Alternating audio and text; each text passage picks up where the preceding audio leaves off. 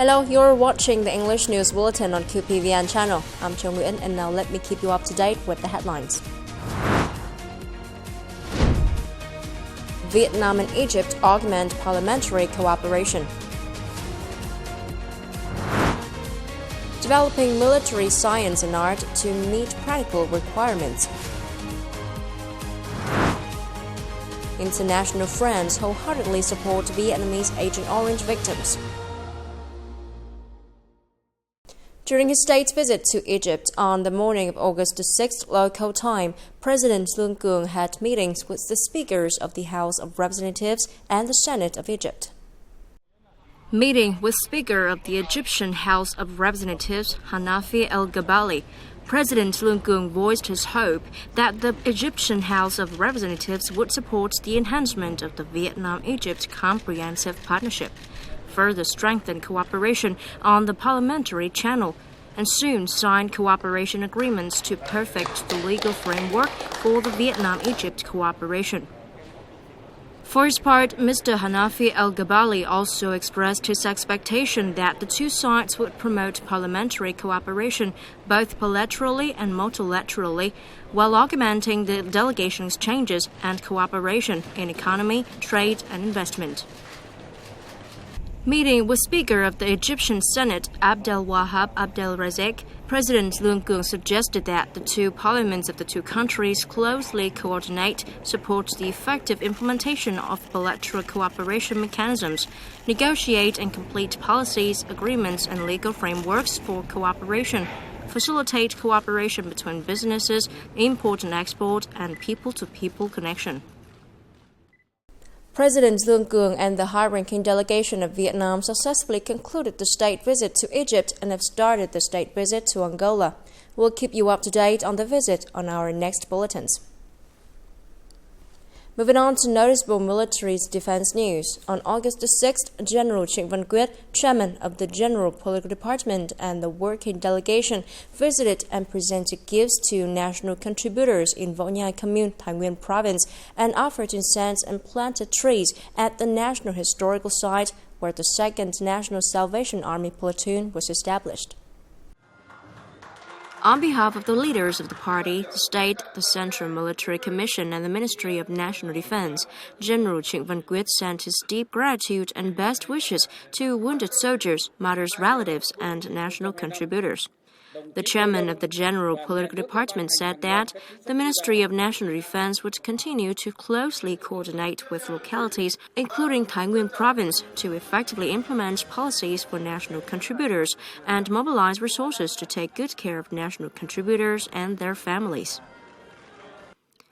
General Trịnh Văn Quyết visited and offered incense and planted trees at the National Historical Site where the 2nd National Salvation Army Platoon was established in Khuôn Mánh Forest, Trang Sa Commune.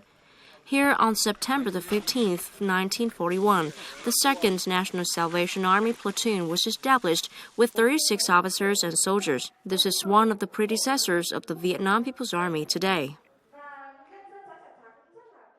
The same day, General Nguyễn Tân Cương, Chief of the General Staff and Deputy Minister of National Defense, attended and chaired the 12th National Defense Academy Party Congress in the 2025-2030 term.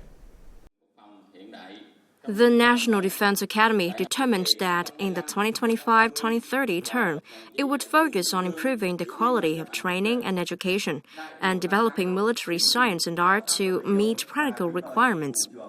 General Nguyễn Tân Cương asked the unit to proactively research and grasp the world and regional situation, the plots and tricks of hostile forces and combat capabilities of our military, thereby properly advising the party, state, Central Military Commission and Ministry of National Defense on military and defense policies and guidelines, strategic issues in safeguarding the fatherland and in defense diplomacy.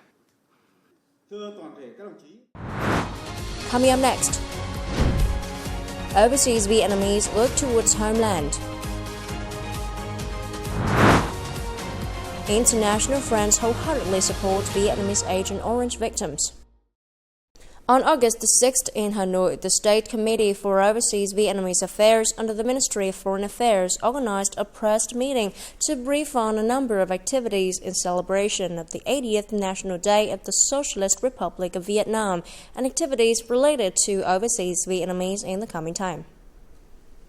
Regarding the overseas Vietnamese delegation's participation in the 80th anniversary of Vietnam's National Day, the Ministry of Foreign Affairs is currently coordinating with relevant agencies to actively prepare for this activity, ensuring the success of their anniversary. On this occasion, the overseas Vietnamese community also organized a number of activities towards the fatherland, such as outside performances and folk song singing competitions, thereby touting the country's culture to international friends. In addition, the Vietnamese language training course for overseas Vietnamese teachers is scheduled to take place from August the 13th to the 28th in Hanoi and some neighboring localities. The program will see the participation of 80 students from 15 countries and territories. In particular, the award ceremony of the contest Searching for Vietnamese Ambassadors Abroad is scheduled for August the 21st in Hanoi, along with the organization of the Vietnamese Gala program, thereby honoring the beauty of the Vietnamese language while promoting the Vietnamese language to the Vietnamese community around the world as a sacred symbol connecting the origin and the future. In the journey of building and developing the country, the overseas Vietnamese community has always played a special role.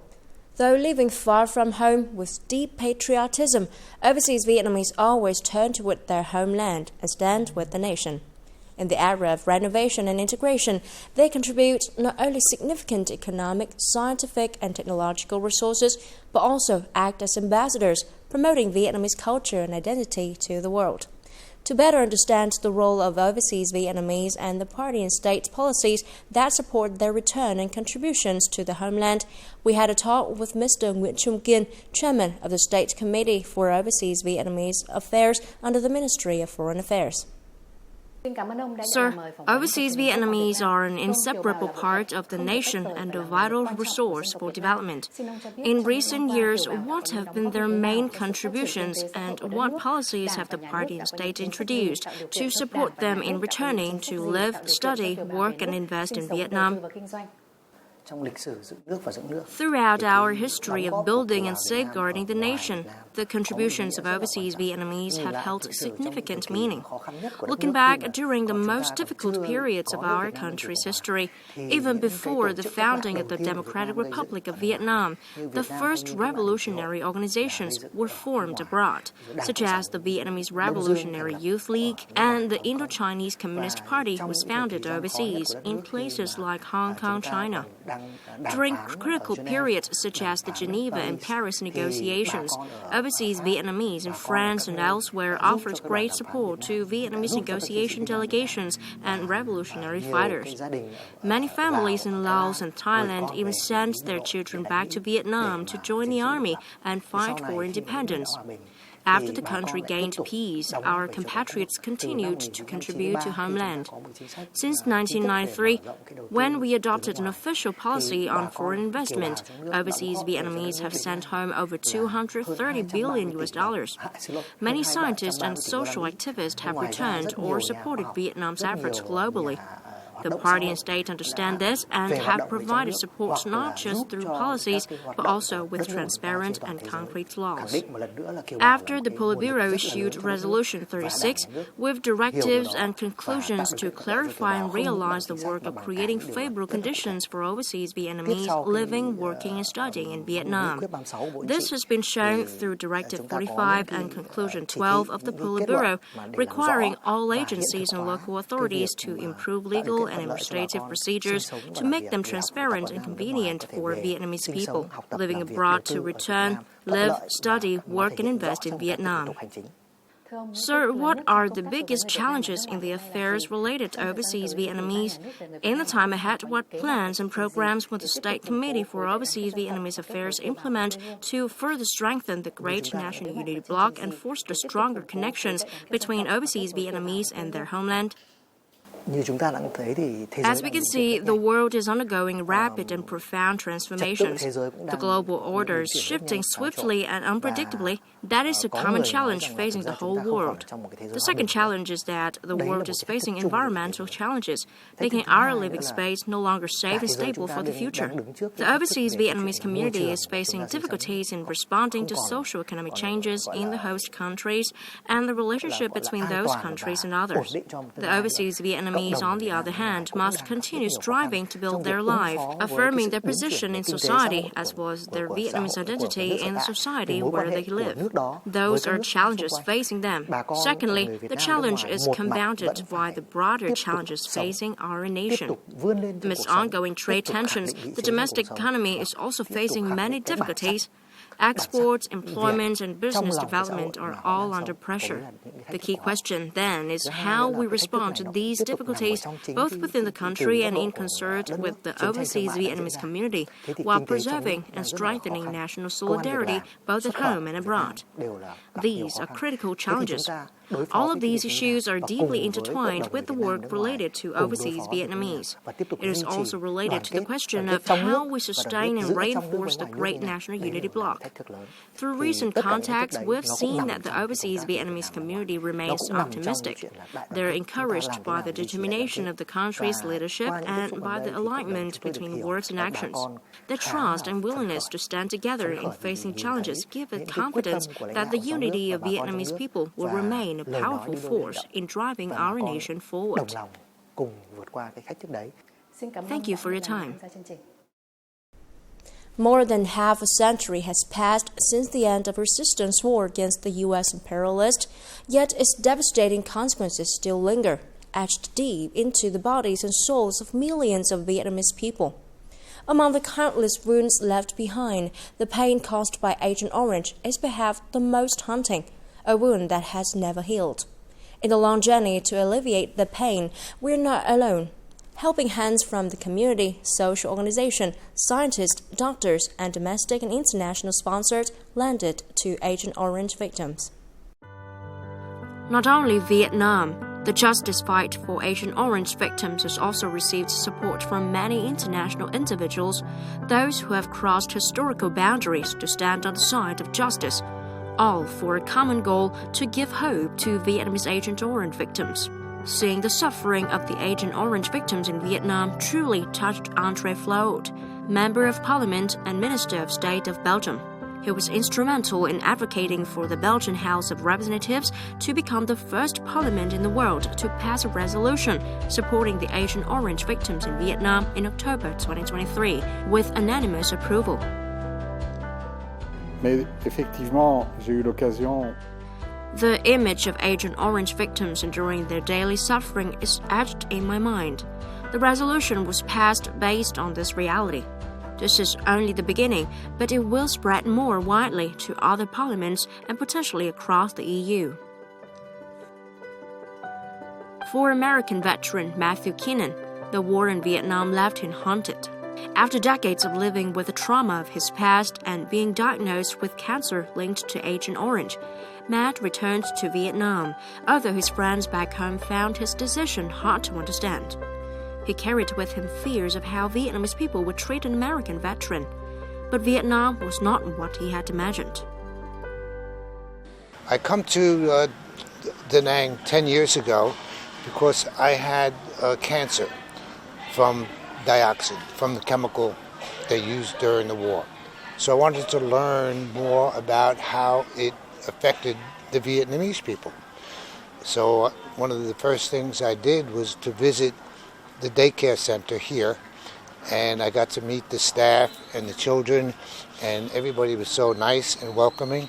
I decided I'd come back again.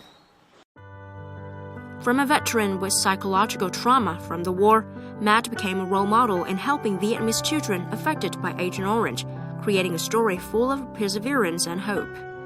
He was willing to do anything to make them smile. Using his pension, he bought cakes, milk, and bicycles to brighten their days. He decided to return to Vietnam to learn about and help the Agent Orange children, but it was the children who helped him forget his illness, in fact. I wanted to have the cancer go away and be strong. And I wanted to continue to do something good. And that's why I come to Vietnam, because I wanted to do something good to help the children. The alleviation of Agent Orange pain still has a long way to go. But with the love, responsibility, and cooperation of the whole community, from domestic organizations to international friends, we're gradually healing the wounds of war, bringing hope and a better life to the victims. Overcoming the pain is not only a message of revival, but also a message about the aspiration for humanity, peace, and justice. Let's spread love together, turn pain into practical action, so that no one is left behind on the journey to heal historical wounds.